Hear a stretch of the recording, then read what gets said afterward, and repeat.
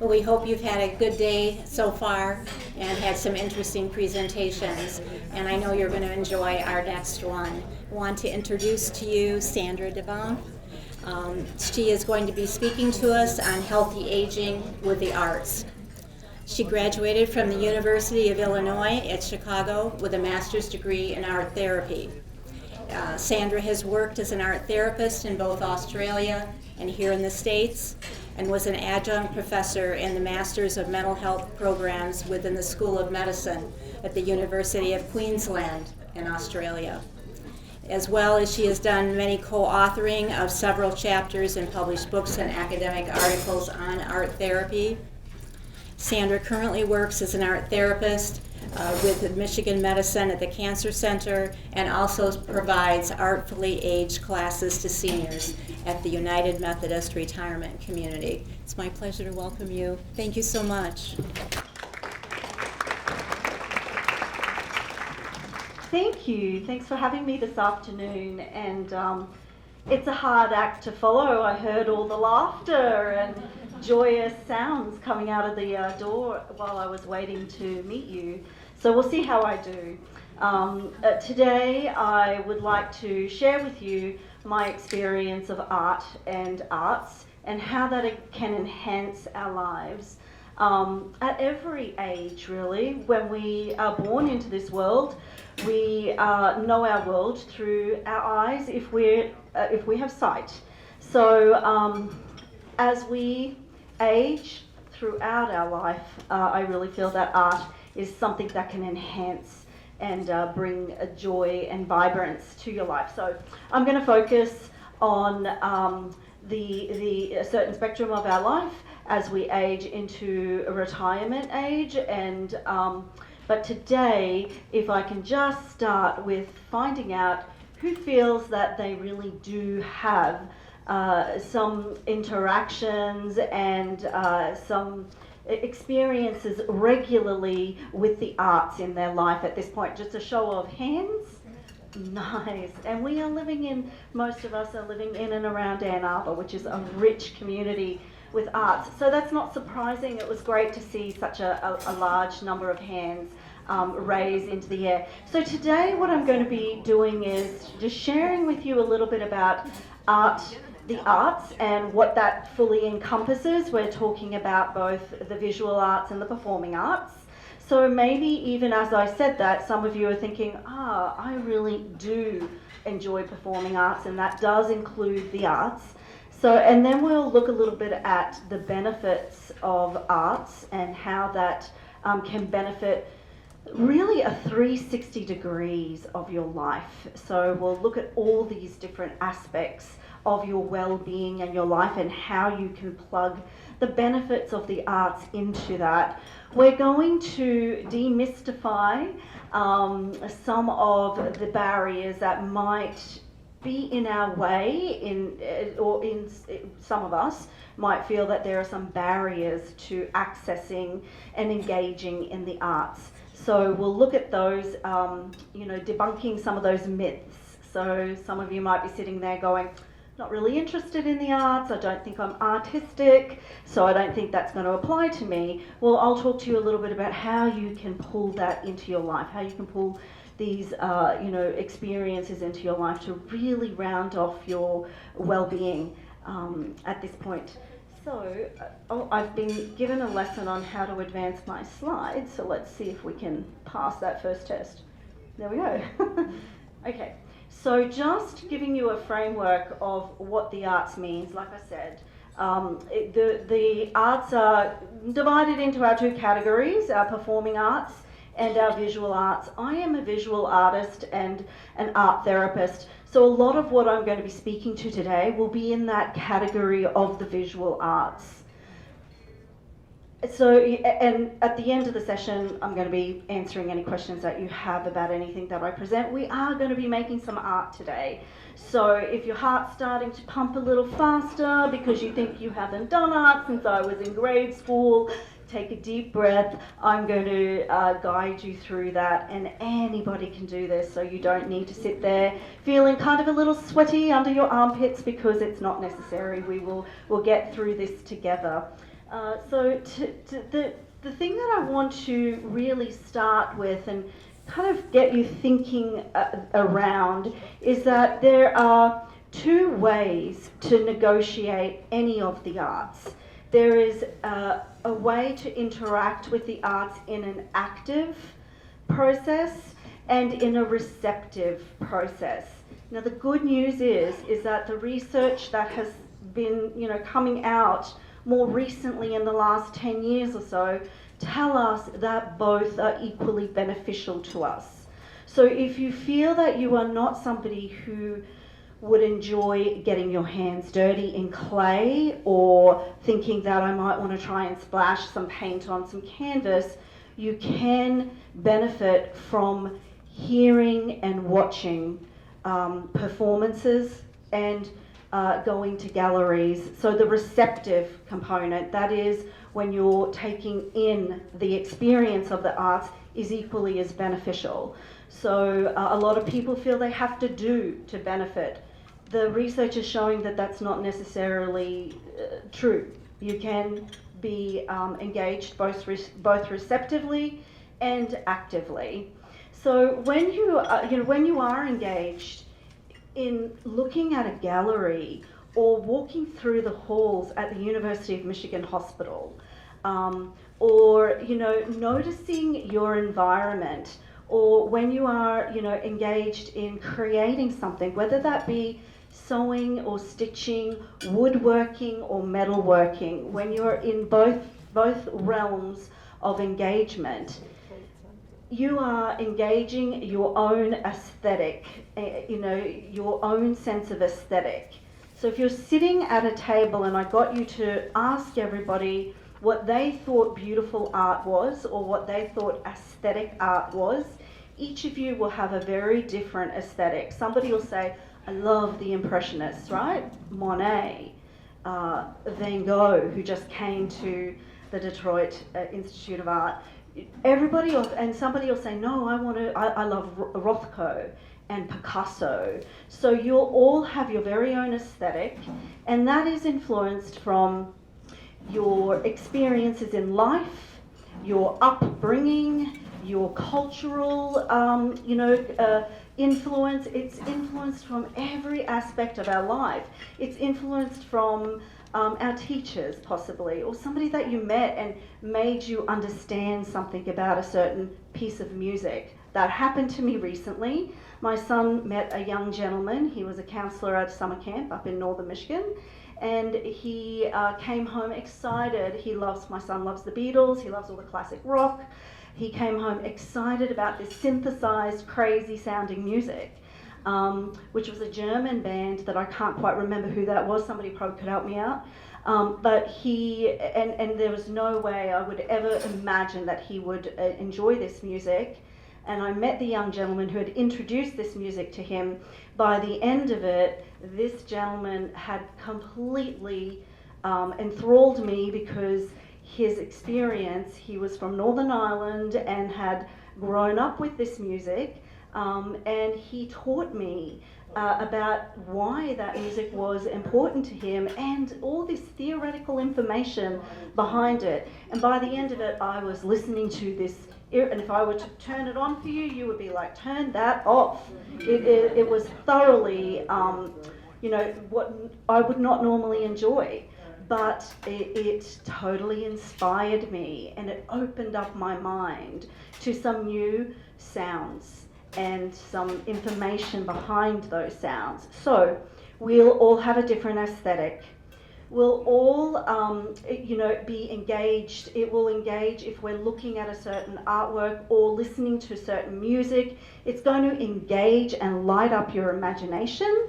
And that is phenomenal for brain elasticity. So, engaging in the arts to activate that creative, imaginative, wonderful world that we, as we grow into adults, tend to step away from very slowly.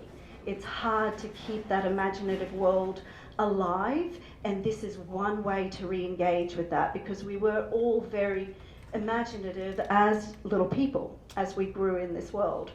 So it also engages the senses, and the senses are so incredibly important, especially as we're aging, because they sit in the back of our brain. They sit in that ancient part of our brain. It can help us remember. It can help us experience. It can help connect us to life. You know, when you look at a painting and the greens remind you of cut grass, it's going to light up that part in your brain, and you're going to be connected to that imaginative sensory world. I worked with a woman who worked very, very diligently at this beautiful painting, and it was a painting of a white lily, and it was very realistic. She just painted and painted and painted at it, and she would say to me, "Sandra, how can I get the whites whiter?" And I'd be like, "Oh, we can only get the white as it is in the tube." And she worked so hard at this lily painting. And at the end of it, when she finished the painting, I said, "Oh my gosh, I can almost smell this." And she said, that's what I want. She had a diagnosis of cancer, and it was at an advanced stage, so she knew she was coming to the end of her life, and so she said, and culturally she didn't want to speak about this part of her life, but as soon as I said to her, "I can smell that," it was almost like I can smell that lily, she said, "That's the flower I want on my coffin. That's the flower my mum had." And she just started speaking about a subject that she couldn't quite go there, but was able to, because we engaged the senses. She remembered why and why that was so important to her, why that flower was so important. So engaging your senses at any stage of our life is really, really important, and something we should try and do.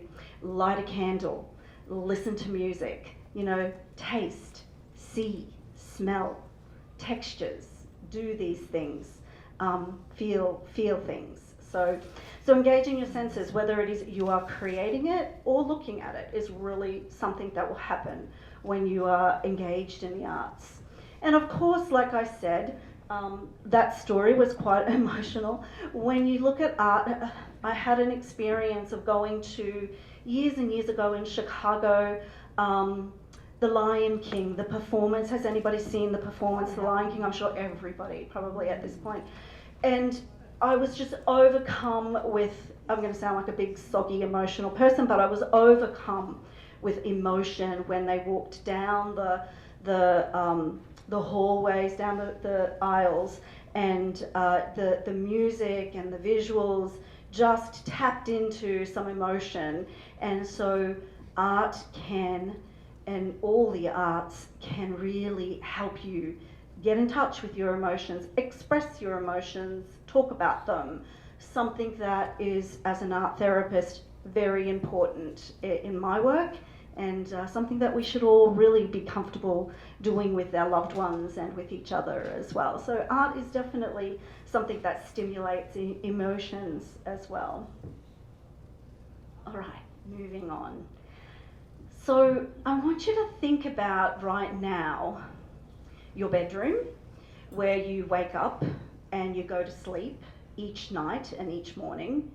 And as you are lying in your bed, looking at the wall across from you, what is, just think about it for a second.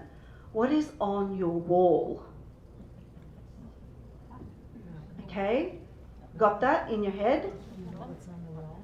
What is on your, what do you wake up to? What do you go to bed to when you look at the wall in front of you or beside you?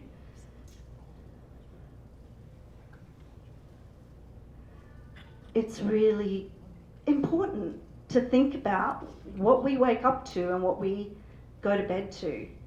This is the piece I chose to put on my wall, and of course I put colour because I love colour. So, and this is not a true colour of the colour that's on my wall, But I get to look at this painting every day, and we don't have to own paintings. We can put, prints on our wall. We can go to our amazing library here in town and borrow real art and prints to put up on your walls. I just find that mind-blowing. I don't think I've ever lived in a place where you can do that. But we can do that if we are part of the Ann Arbor Library community. We can do that. And they've got some great prints and some great real art for you to play around with. So I get to go to bed to this and wake up to this, and I imagine myself walking down on that dock or jetty and being in those boats. And I imagine the sun going down. And I wish you could really see the colours because the reproduction doesn't do it justice, but it really helps me get ready for my day and get ready for my sleep, which is really important. Like I heard the gentleman say before me, movement is important. He is spot on. The three main frontline soldiers for our well-being is movement, good sleep, and breathing, deep breathing, to just relax that whole nervous system. So art can help you do all of that. So think about what's on your wall. And I'm not encouraging you to go to the art fair because that can be kind of crazy out there, but this might be something that you think about investing in, is investing in something that you love to see before you go to sleep and when you wake up. And that's receptive. You don't have to paint it. You could paint it and put it on your wall, but this is what receptive, the benefits of receptive art can be. So, this is a lot of words, and we're not going to read all of these words. But let me just tell you what some of the benefits of engaging in either receptive arts or doing arts is. So it increases our mental and emotional well-being. And the way it does that is, as an art therapist, if someone comes to me and they are in high levels of stress, you don't even have to be in high levels of stress to get the benefits from this. What happens neurologically in our brain when we're engaging in art making or even art viewing is that it will encourage that amygdala that can sometimes get activated, that ancient part of our brain, to feel more relaxed. And if you were to do that, if you were to create some what I call mindfulness art, which we're going to get to do today, that would encourage a sense of relaxation. And mindfulness art often uses repeated shape and form.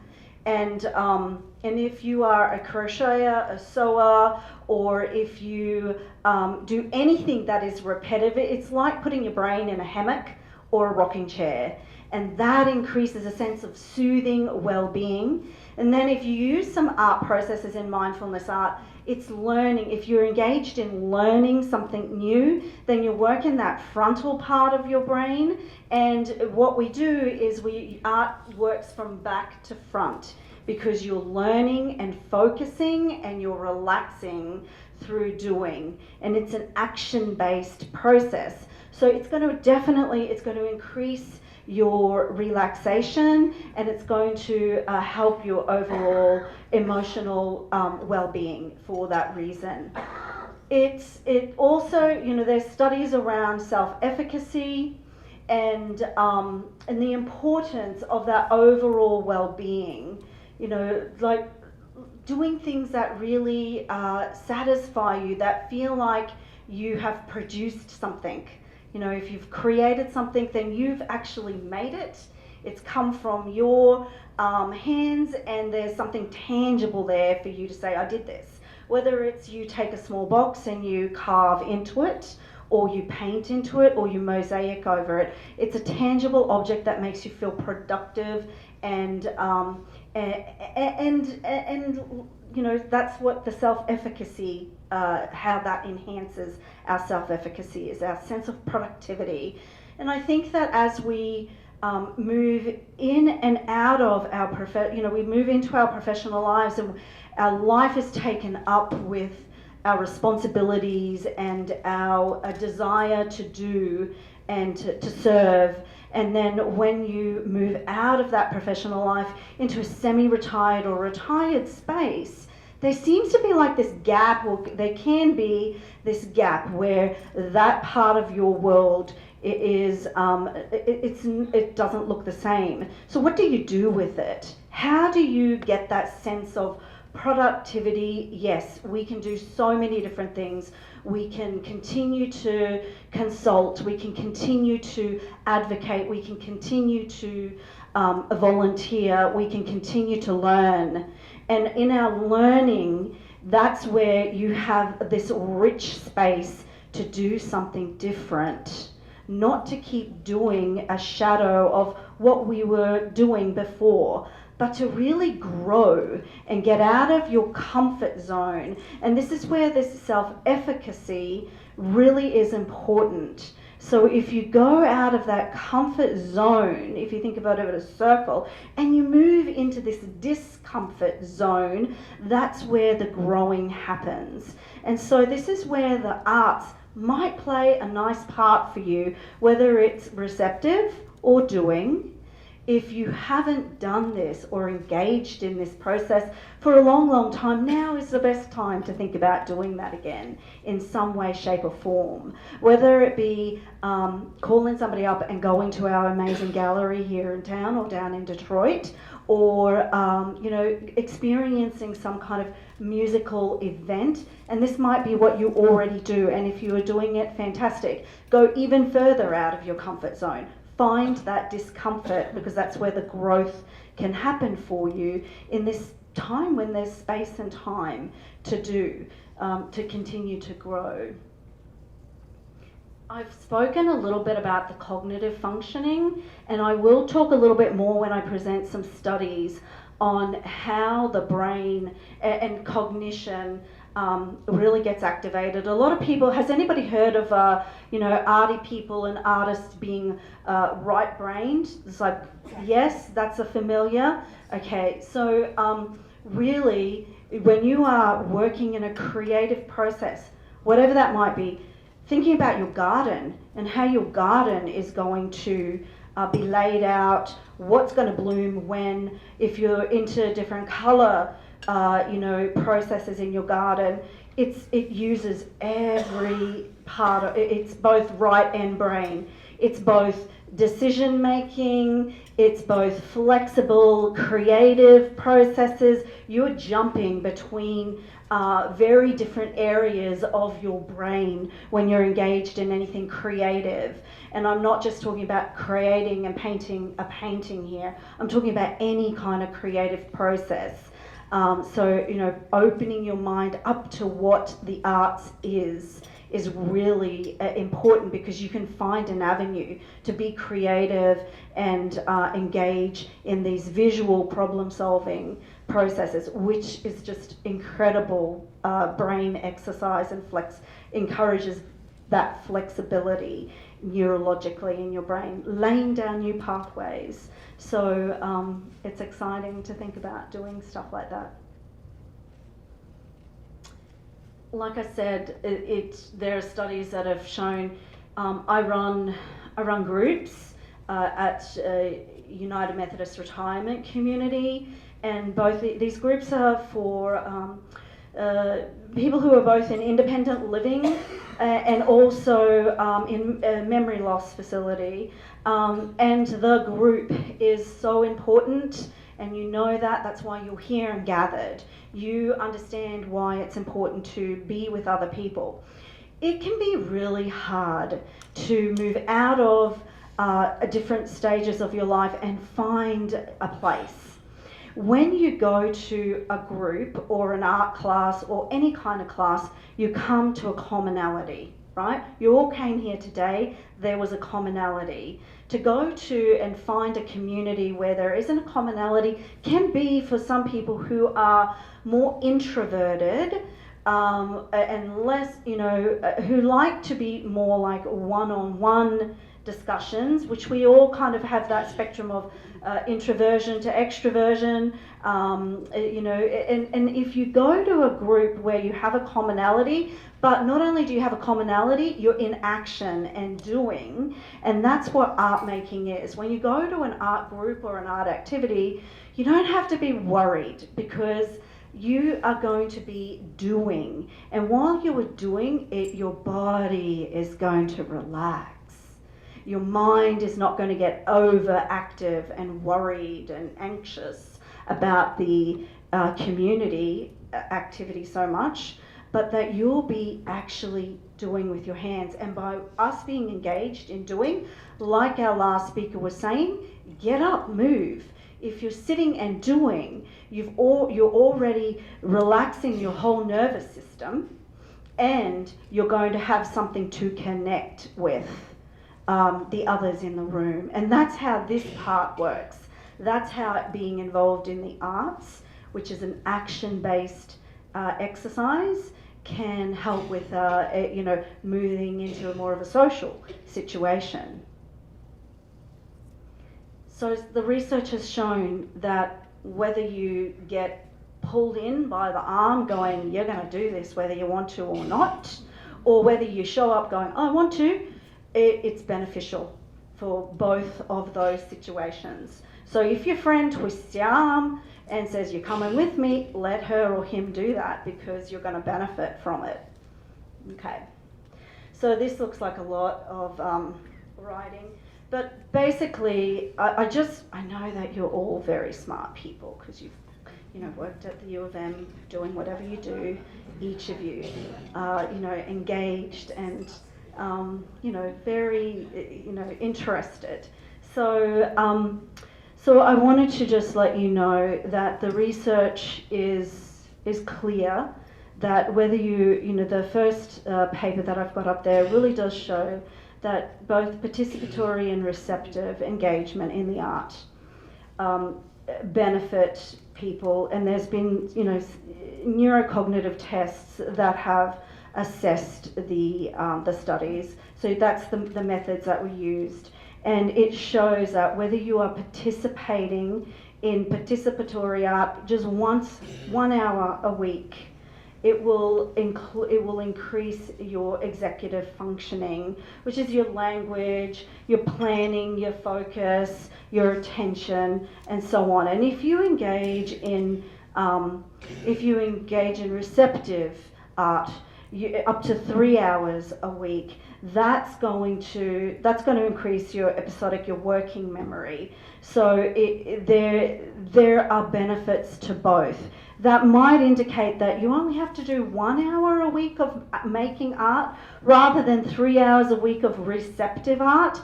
Just know that receptive art is happening a lot. You are taking in visuals and hearing things, and so you are getting receptive information from your environment, a lot more than in the action-based doing of something. Learning a musical instrument, that will just, if you've never learnt a musical instrument, that will just fire up your neurons like you can't imagine.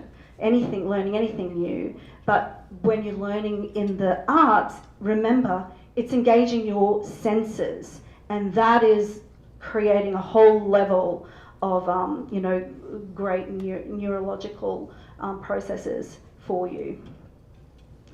So other studies have shown that engaging in arts can help with your physical and mental capacity, including lowering visits to the doctor. And that study did include, theatre, dance, visual arts. It included the whole spectrum of the arts. So just be aware that that was part of that study as well. Let's move on. All right. So these are words from the great artists, some of my favourites. So what are the barriers? I haven't done this since I was a child in school. Making art is just for kids. I'm not artistic. I really don't know where to start.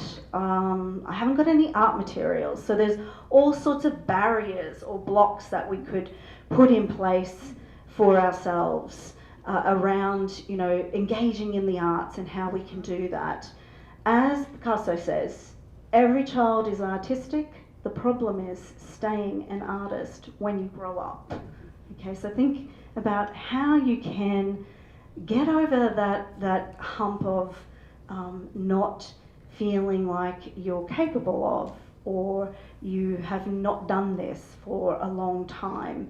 It's not a difficult thing. Anyone can make art. Anyone can do it. And when I'm talking about that, I'm not talking about representing the glasses in front of you. You can do that. I could teach every one of you in this room how to draw that glass on that table. It's simply just a matter of interpreting it in shape, line, and form, and engaging your observation. Okay, so that's a great way of engaging in art.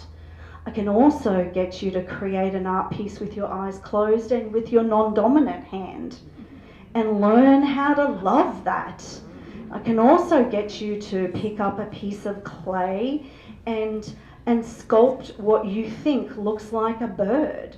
And it might not look like a bird, but I can get you to make it think it looks like a bird. So there are so many ways that you can get over this barrier of, I can't make art, I'm not artistic, I don't want to get my hands dirty. Well, paint with a paintbrush and, or do something else. There's ways around this barrier that we create for ourselves.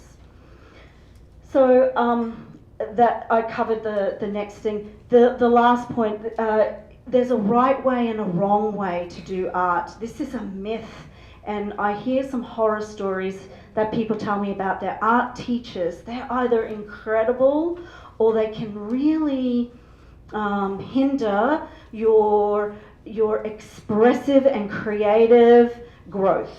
So, you know, you might learn about theories around our cognitive development, our physical development, our emotional development, but there are also visual development stages as well, and Lowenfeld taught us about those.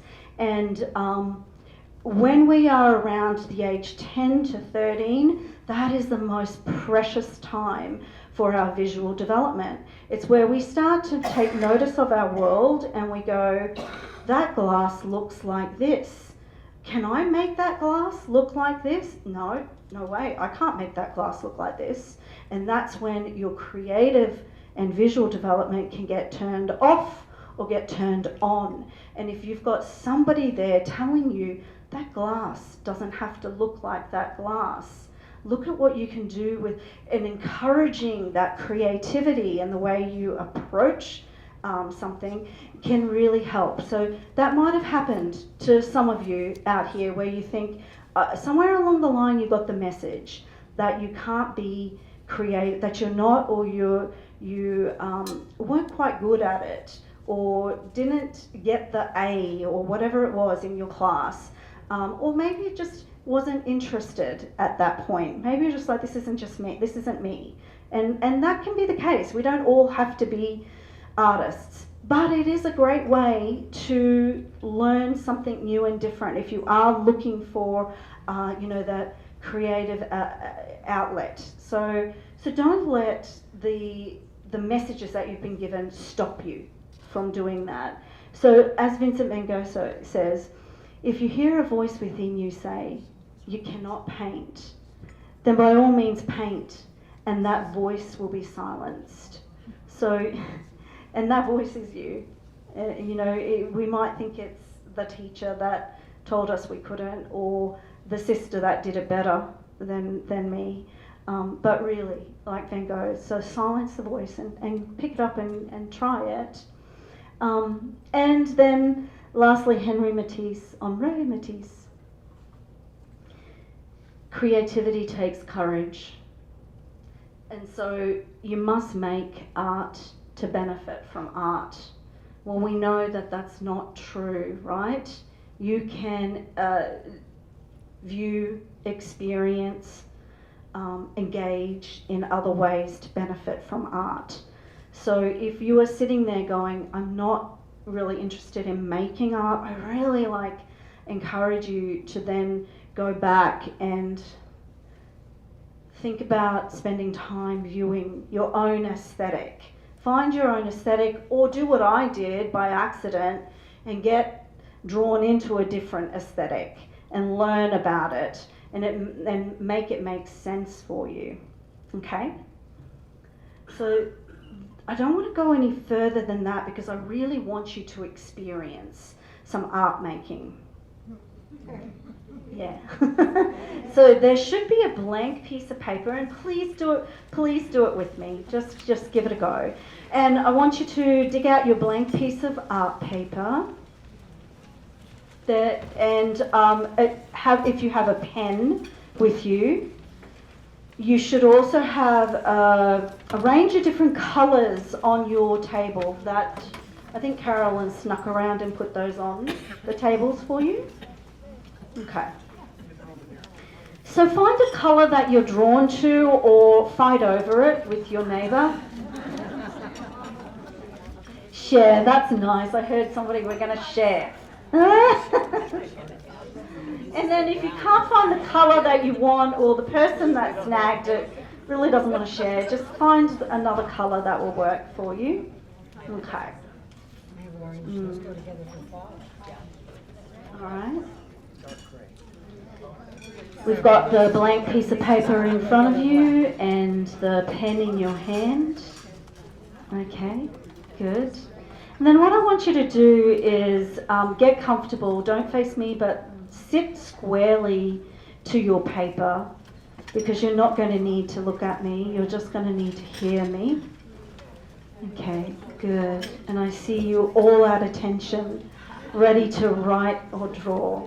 So I want you to start thinking about that pen not as a scribing tool, but as a mark-making tool. Okay? And it's great to do this if you do have a blank piece of paper, it's great to do this activity on that blank piece of paper. If not, just you'll manage it with what you've got. Now I'm going to get you to lay your hand on the paper. Just put your hand that has the pen in it on your paper, as though you're holding the pen. Okay, good. And then I'm going to ask you to do something scary, and that is to close your eyes. And you'll be like, oh no, she's going to get me to close my eyes. That's okay. If you can, just join me doing this. Humour me. So now you have your hand on the paper and your eyes are closed. And your shoulders are probably feeling really tense right now, because you're sitting in a room full of people. And do they have their eyes closed? Maybe. It doesn't matter. You're going to have your eyes closed because you'll experience this in the best way that you can that way. So if you do have your hand on your paper and your eyes are closed, I'm going to invite you into a noticing exercise. Okay? I want you to just notice, and I'm going to close my eyes with you. And I want you to just notice the texture of the paper under your hand. Just feel the texture. You might want to move your hand backwards and forwards over that paper. You might feel the coolness of the paper. Maybe you'll notice some of the texture rubbing against the skin.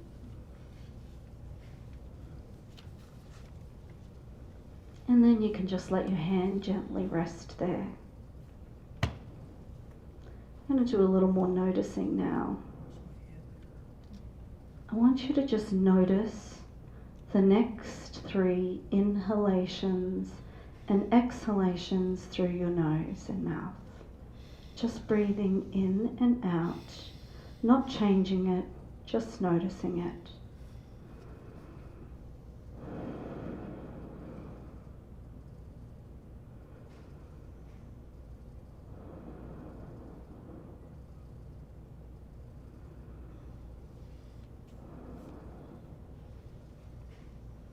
You might have noticed some noises while you were doing that, and your attention is slowly honing in on your breath.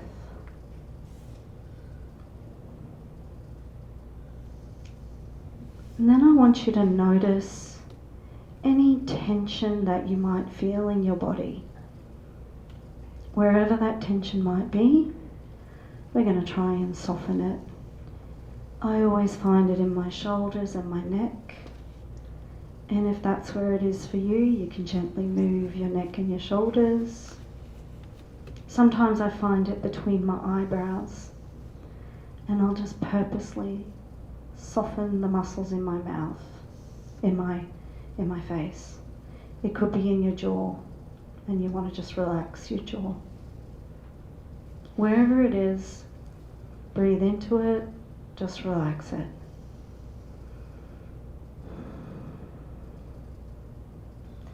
Then I want you to bring your attention to your hand holding the pen. And I want you to just notice it, keeping your eyes closed. Notice just how tight you're holding onto that pen, or how loose. And just roll that pen backwards and forwards in your hand, loosening up your hand, loosening up your fingers, just gently grasping the pen. No need to put any pressure or hard feedback through that grip. Now I want you to connect the pen to the paper, keeping your eyes closed. And I want you to start moving the pen slowly over your paper, just rolling that pen up and down and around, taking it for a wander over the paper, moving it around the surface. Don't worry if it goes off the paper, find your way back. Don't think about what it looks like or what the marks might be doing. Just enjoy the motion and the movement of the pen. Explore. Now I'm going to count back from 10 to 0, and when we get to 0, we'll find a way to stop your pen. 10, 9, 8, 7, 6, 5, 4, 3, 2, 1, 0. And just lift the pen off the page. Take a deep breath in and breathe out. And open your eyes and see what you've created.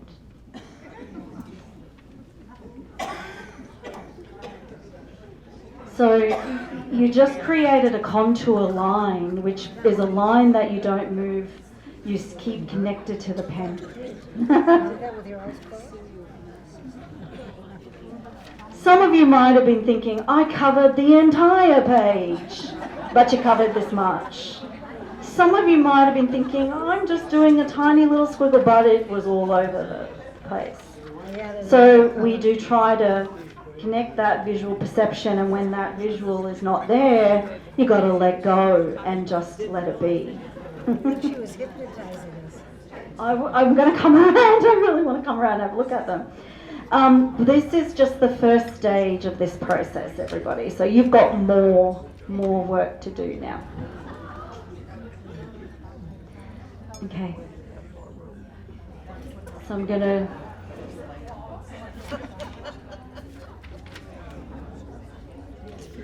So what I'm going to encourage you to do now is you're going to do a process which is called Zentangle art. And you might have heard about Zentangle art. It was actually invented by two social workers, a husband and wife team. And Zentangle art processes is basically a repetition of a line or shape. And the repetition, when you do anything repetitively, it's soothing. It's very self-soothing. So that's why crocheting and knitting and doing anything that's repetitive is self-soothing. So what I'm going to get you to do is you'll find shapes and spaces that you're going to fill with some repetitive line or shape, and then you'll take a rest and you'll fill the another shape with I'd always have somebody choose a color that for them feels really relaxing and soothing, and we invent every shade of that color with our watercolor palette. Or if you choose orange as your color of like that really just makes you feel good, then we would invent every kind of yellowy orange all the way through to the rusty red oranges.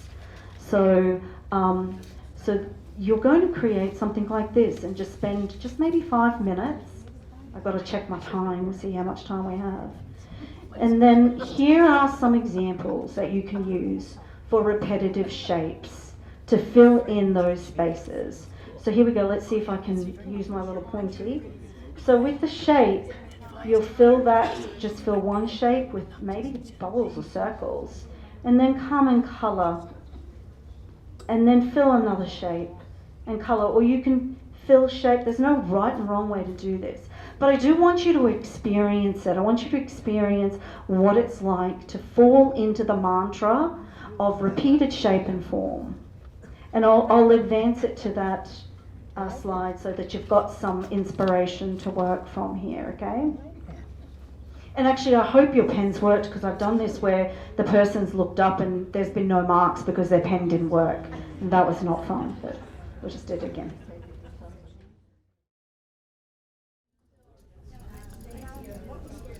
Thank you for doing that with me, everybody, and giving that a go. As I was wandering around, I found the rule following table that just went up and down and around, and I found some people who turned their marks into an incredible hedgehog, which was fantastic and creative.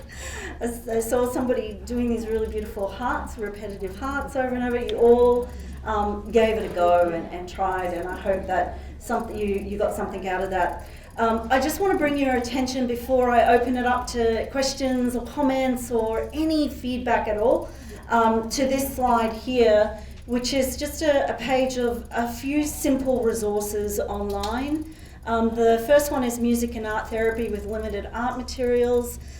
You'll get to hear our music therapist, Bob Hoffman at Michigan Medicine, playing an original song to me drawing a nautilus shell, and the process of working with that nautilus shell, whether you're doing it along with me with that drawing or watching, is really soothing and relaxing, because you're working in that repetitive circle of circling in and circling out for the nautilus shell. And then there are some exercises in mindful doodling, and that is Claire Castleman, who is a guided imagery provider at the U of M, who is leading you in a breathing and drawing exercise there. She does an infinity flower form, and we spoke about the importance of breathing and how that can really enhance your well-being, so that's what that one's about. And then there's this new process that was recently created by a Russian psychologist called neurographic art, and this process, there's a lot of research being done on this process, neurologically what occurs for us when we're engaged in neurographic art making, so that's there for you as well. And then I just wanted to put, because I think that the fact that we can go to the library and borrow art, there really is, I think, a very unique privilege that we have. So I wanted to just put that resource up there for you as well, for receptive art making. Of course, all the galleries that we have access to as well, and the performing arts. So I might leave it at that and invite you into a discussion, or please feel free to ask some questions. about the work that I do or any of what I've presented today. Yeah. So the question was, what about autism? Michael, can I ask you, are you saying, can you engage, okay, can we use art with somebody who has a diagnosis on the spectrum? And the answer is yes, yes, yes, yes. Very, there's a lot of research and a lot of success in working with patients, and I have personally worked with people with autism, on the autism spectrum. The predictability, the focus, the way of unlocking communication through a non-verbal process, which can be challenging depending on the limitations of the person that you're working with, can be like opening up a door, can be a key to opening up a door for somebody with autism or any struggle with language. Yeah. Thank you for asking that. Yes. One of the things that you had up there was the Zentangle. Yes. That is available Yeah. on a website, Zentangle, and they send you emails with all these different patterns, and it's mind blowing because it's a wonderful art, and you can do it anywhere while you're sitting there making tangles. Yes. So I highly recommend that site. Thank you. Yes. And Zentangle, a tangle that's a Zen. Yep, thank you. That's great. Any other resources that you want to share with each other? And the Zentangle is something anyone can do. There are some pretty complex, challenging patterns that you'll learn, but there are books out there that teach you step by step how to learn these patterns, and you'll be like, I did that. It really feels great to feel that sense of accomplishment when you do that in the Zentangle. And the Zentangle works in that part of your brain that really brings a sense of relaxation. So, yes.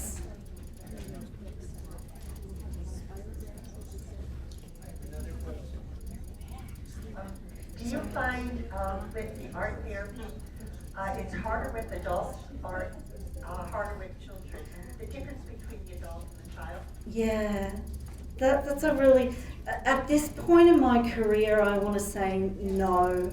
I don't find it any different between engaging. Of course there are differences, but it's not any harder than it is with kids. Now, if you had asked me that when I was 20 years ago, towards the beginning of my career, where developmentally I was a younger person and my experience was with children, that was my expertise, then I might have answered it differently. But now that I have a lot of experience engaging and working with adults,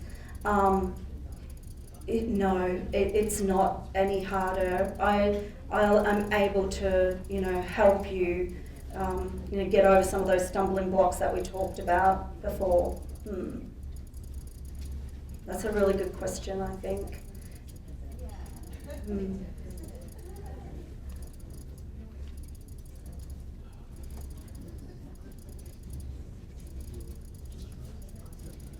Sometimes it's easier to work with somebody who's not an artist.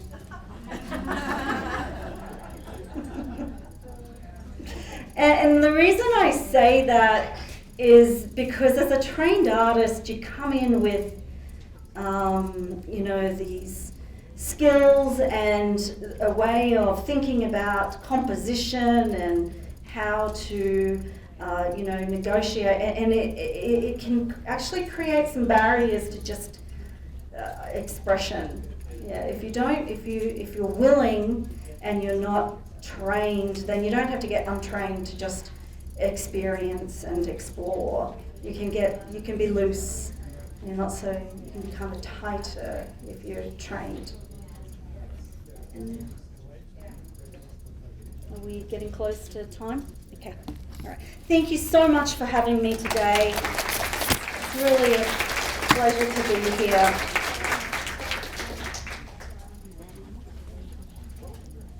Thank you so much, Sandra. I think maybe what we'll have you do is we want to have you complete the evaluations for us, and then I was trying to think of the easiest way to collect up the colored pens, and I think maybe I'll ask that right as you kind of will then, once you're done with the evals, maybe could just kind of come by the last table where we've got a plastic container, if you don't mind, and just kind of drop them in. That would help us a lot. Oh, yes, we do want to mention that as well. Oh, perfect. Just want to invite people, there is a community project called the Healing Hands that we're doing at the Rogel Cancer Centre, and we're inviting people to embellish, decorate, write a poem, write your favourite song, create, fill the circle in the hands with a colour that you find healing or an image or a symbol. And there is an email address at the bottom of this paper for you to photograph and email it in, and it will go up on our online exhibit. No names are attached to the image. It will be completely anonymous. And we just want to invite you to join our collective community in creating an image of a healing hand. So please, anything will be accepted and appreciated.